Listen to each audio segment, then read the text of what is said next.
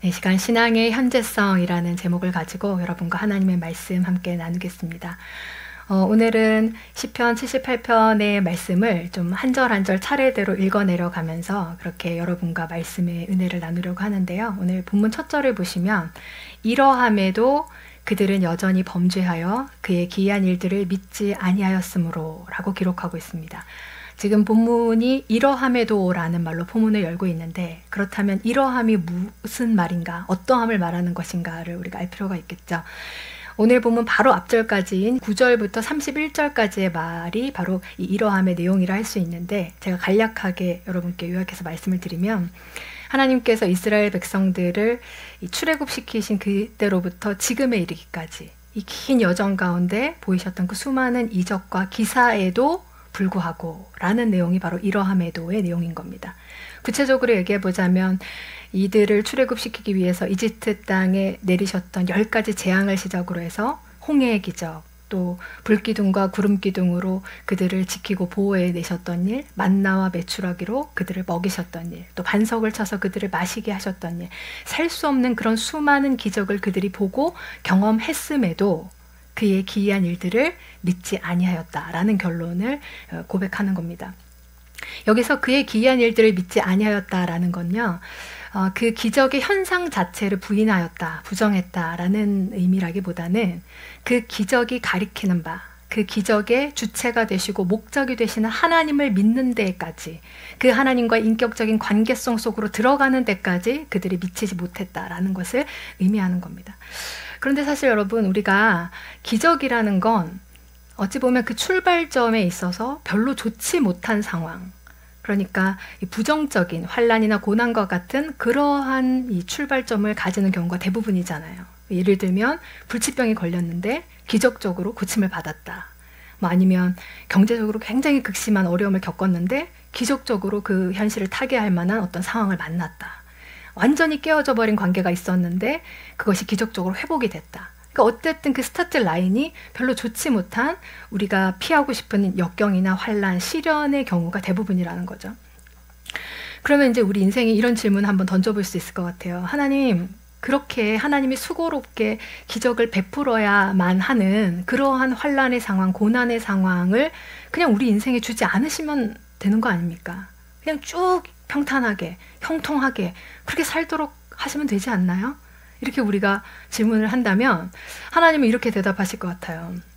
내가 너희에게 기적을 베풀어 주어야만 하는 그 환난의 문제, 그 고난의 문제를 만날 때만 너희가 땅에 처박혀 있는 그 시선을 들어서 하나님 나 여호와에게 시선을 들잖아.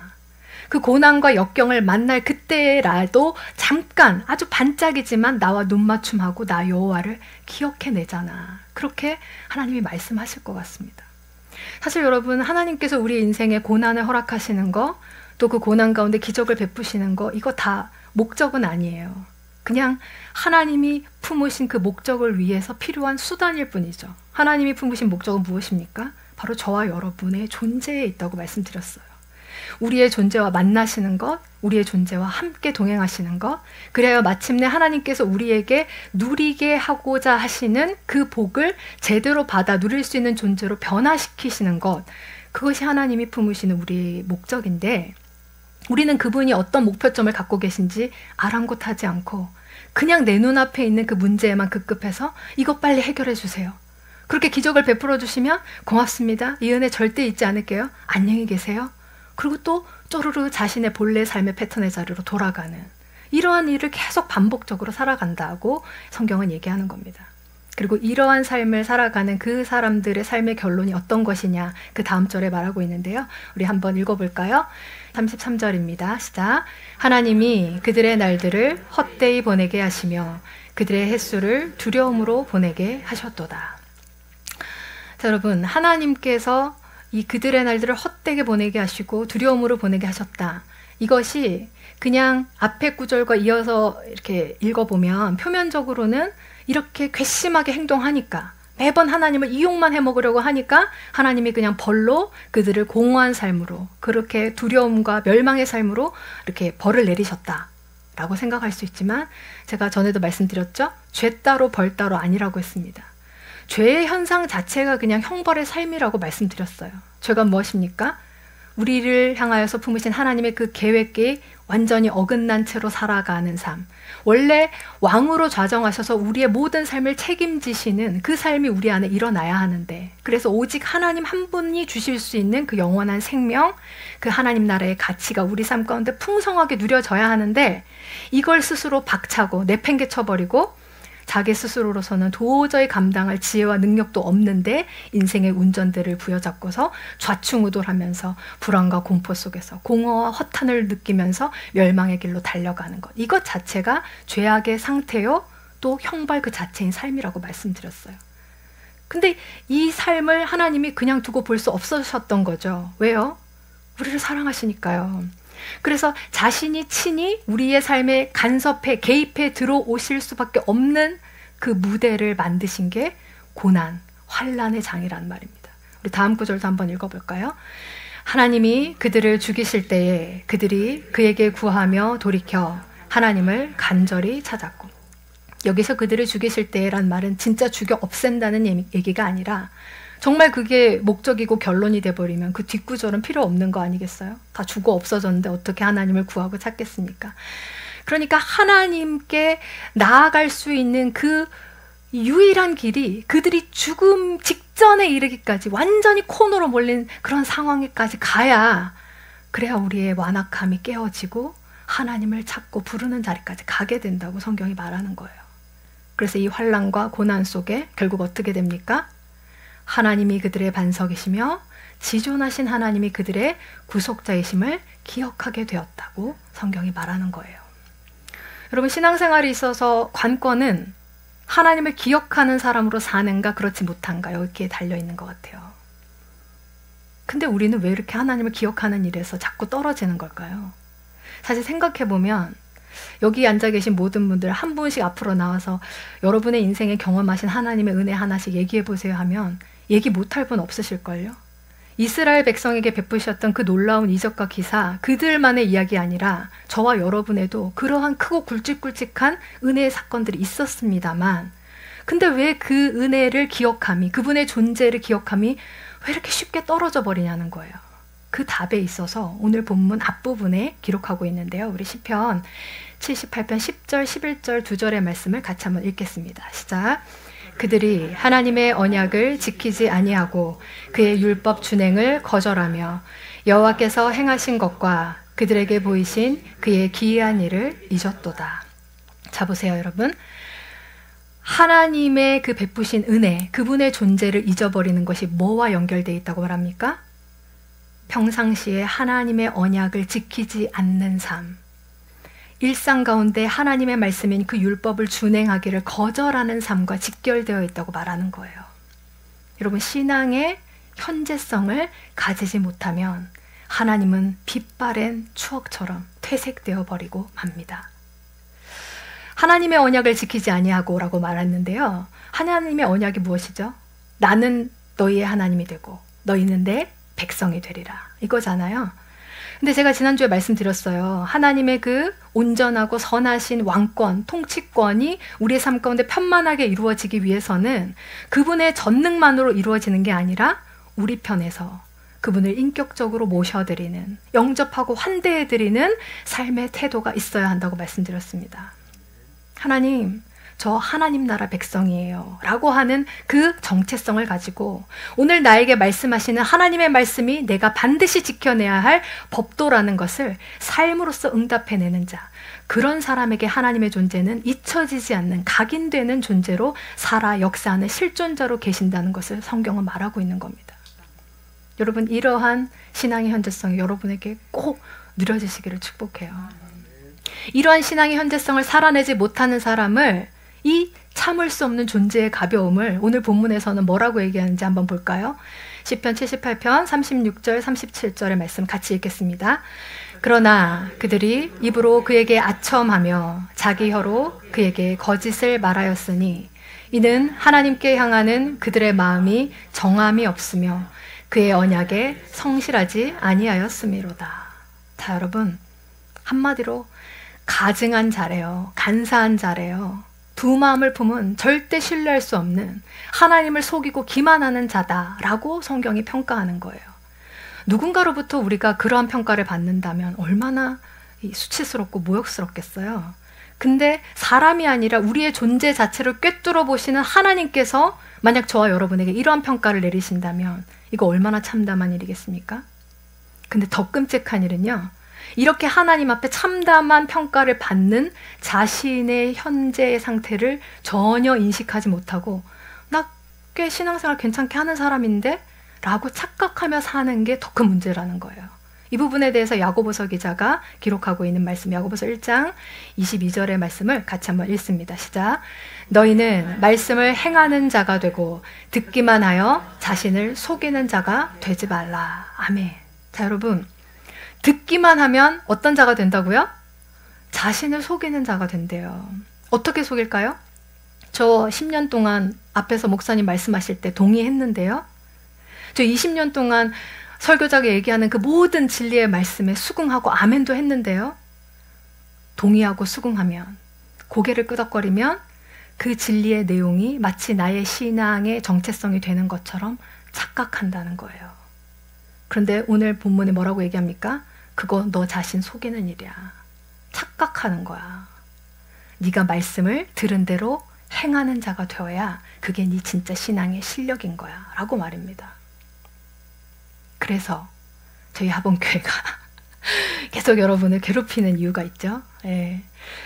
저는 사실 많은 교회들이 보통은 주일날 예배 나오시는 거 그거 한 몇 년 정도 하시게끔 내버려 두다가 이제 선택적인 양육을 합니다. 사모함이 있는 사람들 받아서 신청 받아가지고 큐티도 하고 또 말씀 기도 학교도 하고 여러 가지 프로그램을 해요. 근데 저는 그렇게 하고 싶지 않아요. 지금 제가 여러분들을 보면요, 한 번씩 이렇게 얘기 나눠보면 항상 저보고 하시는 말씀이 있어요. 저는 아무것도 몰라요. 뭘 제대로 묻지도 않았는데 아무것도 모르신대 맨날. 근데 아무것도 모를 때 제대로 배워야 되는 거예요. 여러분이 한동안 그냥 자신을 속이는 자로 몇 년 동안 거짓된 하나님을 기만하는, 자기 자신도 속이는 그런 진실되지 않은 신앙인으로서 살다가 나중에 돌이키려고 하면 더 어려워요. 처음 첫걸음을 떼실 때부터 제대로 해야 되는 거예요. 말씀을 들었으면 그 듣는 삶이 곧 나에게 신앙의 실체가 될 수 있는 그런 삶으로 나아가야 되는 겁니다. 어떻게 그렇게 할 수 있느냐? 계속해서 이어지는 야고보서의 구절이 이야기하고 있는데 우리 그 말씀도 같이 읽어볼게요. 23절부터 25절의 말씀입니다. 같이 읽습니다. 누구든지 말씀을 듣고 행하지 아니하면 그는 거울로 자기의 생긴 얼굴을 보는 사람과 같아서 제 자신을 보고 가서 그 모습이 어떠했는지를 곧 잊어버리거니와 자유롭게 하는 온전한 율법을 들여다보고 있는 자는 듣고 잊어버리는 자가 아니요 실천하는 자니 이 사람은 그 행하는 일에 복을 받으리라. 아멘. 여러분, 우리가 얼굴에 뭐 묻으면, 검댕 같은 게 묻으면 거울 보고 뭐가 묻었네? 이거 지워야 되네? 그리고 지워야 되는데 안 지우고 지워야겠네? 하고 거울을 딱 덮어놓고 다른 볼일 보러 가면 이거 지울 수 있나요? 마찬가지인 거예요. 하나님의 말씀의 거울 앞에 우리가 섰다면 지금 사실 그런 예배 시간 아니겠습니까? 설교자를 통해서 여러분이 나 잘못 살았구나. 하나님께서 여러분 각자에게 주시는 그런 레마의 말씀이 있을 거예요. 근데 그 말씀에 여러분이 깨달으셨단 말이에요. 근데 깨닫는 것만 하고 집에 가버리면 그것과 나와 아무런 상관이 없는 그러한 삶이 한 주, 1년, 10년이 쌓이면 여러분 스스로가 속이는 자가 돼버린다고요. 어떻게 해야 된다고 말합니까? 온전한 율법을 들여다보고 있어야 된대요. 그래서 제가 매일 여러분에게 온라인상으로 큐티 했습니까? 말씀 안 올립니까? 쪼는 이유가 있는 거예요. 온전한 율법의 말씀 앞에 내 삶을 세워내는 사람만이, 저는 여러분이 당장 100% 순도 100%의 삶을 살아내십시오라는 걸 말하는 게 아니에요. 온전한 율법 앞에 여러분의 삶을 지속적으로 세우는 훈련을 하시란 얘기입니다. 사람이 어떻게 한 번에 확 바뀌겠어요? 번개 맞은 것처럼. 그러나 계속해서 하나님 말씀 앞에 내 삶을 세우면 어떤 일이 일어나죠? 불편해지죠, 마음이. 하나님 계속 이렇게 말씀하시는데 난 이렇게 살지 못하고 있잖아. 오늘은 그냥 넘겼어도 내일 또 그 말씀을 대하면, 그 다음날 또 대하면 어떻게 되겠습니까? 아유, 그냥 마음이 불편해서 안 되겠네. 여러분의 존재가, 여러분의 인격이 수정되고 말지 않겠습니까? 그래야 하나님의 말씀이 살아 활력 있고 운동력이 있어서 여러분의 심령과 골수를 찔러 쪼개는 그런 존재의 전격적인 변화가 일어나는 겁니다. 여기 밑에도 적혀 있지만 그 사람은 행하는 일의 모든 일에 복을 받을 거래요. 아까 제가 죄 따로 벌 따로 아닌 것처럼 의로운 삶 따로 복 따로 아니에요. 이런 삶을 사는 것 자체가 복인 거예요. 그 전능하신 하나님과 매일의 삶 가운데 함께 걷는 것. 딴 사람은 하나님 음성 못 듣는데 나는 매일 말씀 가운데 하나님의 음성을 들어요. 그리고 그 음성에 대답하는 사람으로 살아요. 이것만큼 큰 복이 어디 있겠습니까? 이 복이 여러분께 누려지시길 축복합니다. 오늘 우리에게 신앙의 현재성을 요구하시는 하나님이 나 어떤 하나님이야 라고 말씀하시는 그 구절이 오늘 본문 말미에 기록되어 있는데요. 이 두 구절도 한번 같이 읽겠습니다. 38절 39절의 말씀 있습니다. 시작. 오직 하나님은 긍휼하심으로 죄악을 덮어주시어 멸망시키지 아니하시고 그의 진노를 여러 번 돌이키시며 그의 모든 분을 다 쏟아내지 아니하셨으니 그들은 육체이며 가고 다시 돌아오지 못하는 바람임을 기억하셨습니다. 아멘. 하나님 어떤 분이시라고요? 긍휼히 여기시는 분, 죄악을 덮어주기 원하시는 분. 그러니까 지금 이제까지 아주 길고 장황하게 이스라엘을 향하여서 너희는 그렇게 매번 하나님을 잊어버리는 자야. 기적만 일으켜주면 그때 잠깐 하나님을 기억하고 다시 너희의 삶의 패턴으로 돌아가 버리는 자야. 너희는 간사한 자고 너희는 마음에 자신을 속이고 더 나아가서 하나님을 속이는 기만하는 자야 라고 지적한 그 일이 그래서 난 너희랑 상종하기 싫어. 난 그래서 너희가 구제불능이라고 생각해 라는 결론을 말하기 위함이 아니라 그럼에도 불구하고 나는 또 한 번 너를 용서하고 싶다. 그럼에도 불구하고 나는 너의 죄악과 허물을 덮어주고 싶어하는 여호와란다. 나는 너와 번번이 언약의 관계를 깨뜨리는 너와 다시 한번 이 관계를 갱신하고 싶은 하나님이다 라고 말씀하시는 거예요. 제가 이제 부모로서 자녀들을 대할 때 훈육할 일이 있잖아요. 뭐 자녀가 혼나는 건 당연히 혼날 만한 일이 있어서 혼내는 거 아니겠습니까? 근데 그렇게 혼을 내고 나면 아이가 눈물을 뚝뚝 흘리면서 그렇게 이제 축 처진 어깨로 방에 들어가요. 그러면 여러분 생각해 보세요. 이 아이가 방에 들어가서 혼자 곰곰이 생각을 하면서 아 그래 이번엔 내가 참 잘못했지. 내가 이거 회개하고 엄마한테 엄마 마음 상하게 해드려서 죄송해요. 그렇게 얘기해야지 하고 이 관계를 회복하는 빈도수가 높겠습니까? 제가 아이를 찾아가서 그 아이를 달래주고 그 관계를 회복하는 빈도수가 높겠습니까? 예, 당연히 후자죠. 그러니까 여러분 세상의 논리는요. 잘못한 사람이 사과해야 돼. 관계를 깨트린 사람이 그 관계를 회복시켜야 돼. 이지만 하나님 나라의 원리는 그렇지 않아요. 은혜가 있는 자, 더 풍성한 사랑이 있는 자가 먼저 그 관계를 회복시키는 겁니다. 제가 일단 아이가 눈물을 흘리면서 그렇게 축 처진 어깨로 돌아가는 뒷모습만 봐도 그 순간부터 마음이 찌르르 아려와요. 그냥 달려가서 그 아이를 안아주고 싶어요. 그래서 제가 방문을 두드리고 예서야 너 이리 나와봐. 아까 엄마한테 잘못한 거 알아 몰라? 알지? 앞으로 그렇게 하면 안 되는 거야? 스스로 말할 때까지 교육상 기다려줘야 되는데 못 기다려가지고 그치? 잘못했지? 알지?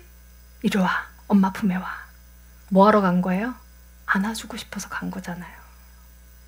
이게 하나님의 마음인 것 같아요. 매번 하나님을 등쳐먹는 그렇게 하나님을 맨날 이용만 해먹으려고 하는 그러한 배은망덕한 자녀라도 그래도 잘못한 거 알았어? 다시 안 그럴 거지? 진짜 믿어서 그렇게 말할까요? 아니요. 그 자녀를 끝까지 포기하지 않는 자신의 사랑을 믿으시는 거예요. 그리고는 그 품에 안으시는 겁니다.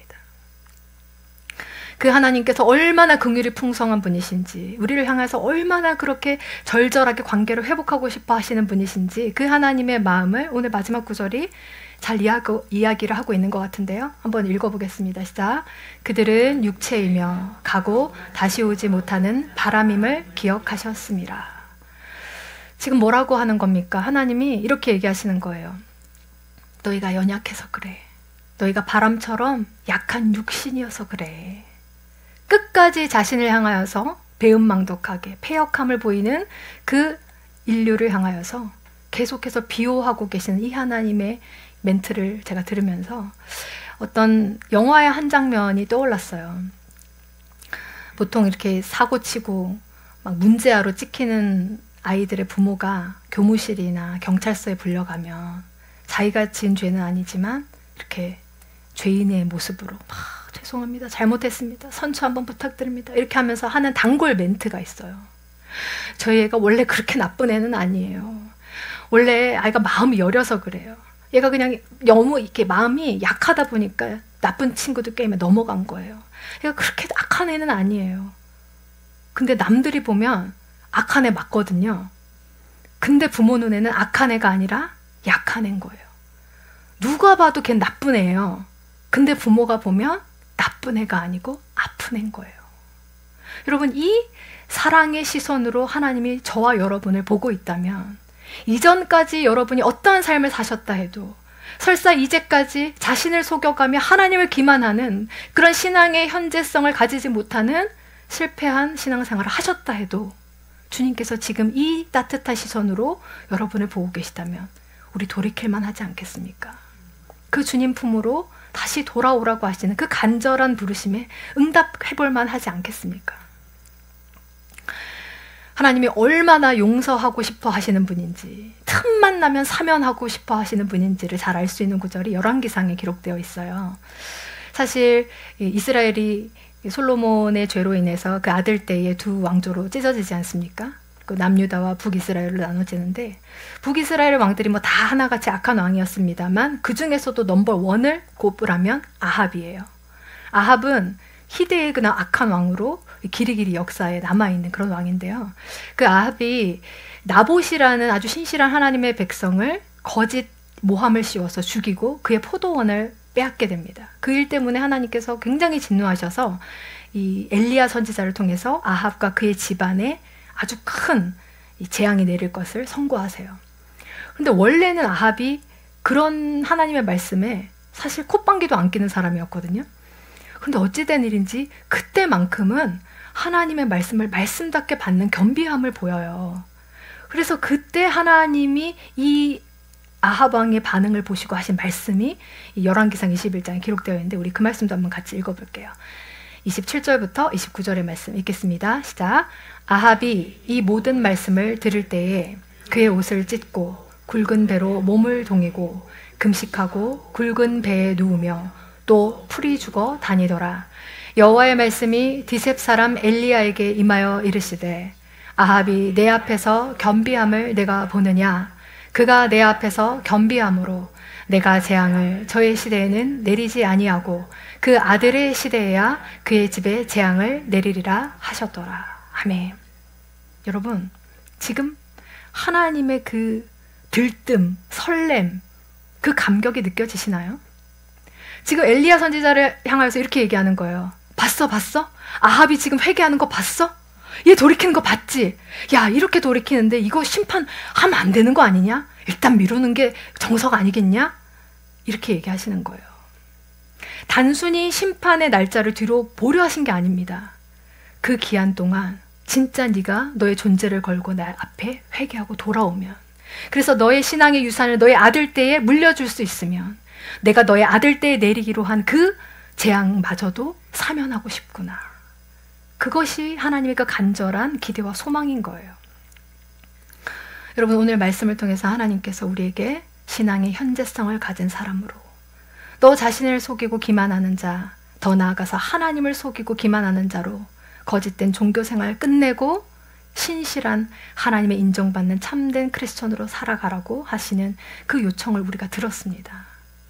우리를 혼내시고 징계하시고 책망하시면서 정죄하시려고 하시는 것이 아니라 너희가 그렇게 해야 살아. 너희가 그렇게 살아야 진짜 내가 너에게 주고 싶은 그 복을 누리며 사는 존재가 될 수 있어.